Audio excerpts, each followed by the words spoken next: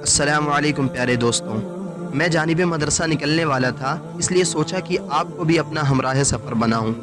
تعطیل عید الاضحیٰ ختم ہوئی اور ہم اپنے پیارے پیارے ہم نشینوں اور گاؤں کی سرسبز و شاداب آبادیوں کو چھوڑ کر جانب مدرسہ یعنی دارالعلوم نکل پڑے۔ حدیث میں آیا ہے کہ علم حاصل کرو اگرچہ چین جانا پڑے۔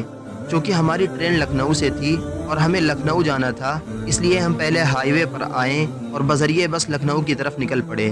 لکھنؤ یوں تو کافی دفعہ جانے کا موقع ہوا، مگر رات میں لکھنؤ کیسا لگتا ہوگا یہ تشویش ضرور تھی، اور اس دفعہ ہم رات ہی میں لکھنؤ پہنچیں گے تو انشاءاللہ یہ تشویش بھی ختم ہوگی۔ خیر، بس کا سفر یوں تو کچھ خاص نہیں ہوتا، لیکن اس دفعہ سفر میں اس محلال کا سبب صرف بس نہیں بلکہ اپنوں سے دوری تھی۔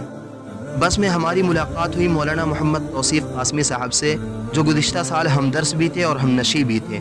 اچانک بلا توقع ان سے ملاقات ہونا یہ ہمارے لیے بہت ہی مسرت کا سبب تھا۔ پھر بس کے ڈرائیور نے ایک ہوٹل پر بس کو روک دیا اور مسافر اپنی ضرورت کی اشیاء لینے میں مصروف ہوئے، لیکن چونکہ ہم لوگ گھر سے ہی اپنے کھانے کا انتظام کر کے آئے تھے اور موقع بھی بقرعید کا تھا، اس لیے کباب کا ہونا تو لازمی تھا۔ ہم نے کباب کھایا، پھر ہم شہر ادب کی جانب نکل پڑے، جس شہر کے بارے میں واجد علی شاہ اختر نے کہا تھا، یہی تشویش شب و روز ہے بنگلے میں، لکھنؤ پھر کبھی دکھلائے مقدر میرا۔ بالآخر ہم لکھنؤ پہنچ گئے اور رات بھی ہو چکی تھی، اور یہ لکھنؤ میں رات کا نظارہ ہے۔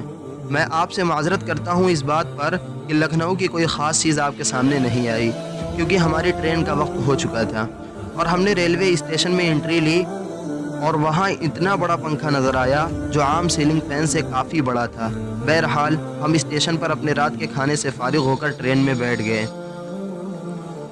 اور ٹرین دیوبند کی طرف چل پڑی۔ پھر ہم نے سو کر جسم کو آرام دیا، کیونکہ بس کے سفر کی وجہ سے اچھی خاصی تھکان ہو چکی تھی۔ پھر جب صبح آنکھ کھلی تو ہم دیوبند کے بالکل قریب تھے، اور فائنلی ہم دیوبند پہنچ گئے، جو کہ مرکز علم دین ہے۔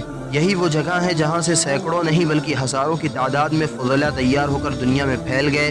اسی دیوبند کے دارالعلوم کے بارے میں مولانا ریاست علی بجنوری صاحب نے کہا ہے، اس وادی گل کا ہر غنچہ خورشید جہاں کہلایا ہے، جو رند یہاں سے اٹھا ہے وہ پیر مغاں کہلایا ہے۔ بالآخر ہم اپنے مسکن پر پہنچ گئے، اور اس طرح ہمارا یہ سفر بفضل الہی مکمل ہوا۔ بس آپ سب سے درخواست ہے کہ دعا کریں، جس طرح ہم نے اپنی کوشش کی، اللہ تعالیٰ اس کوشش کو قبول کر لیں اور ہمیں علم نافع سے نواز دیں۔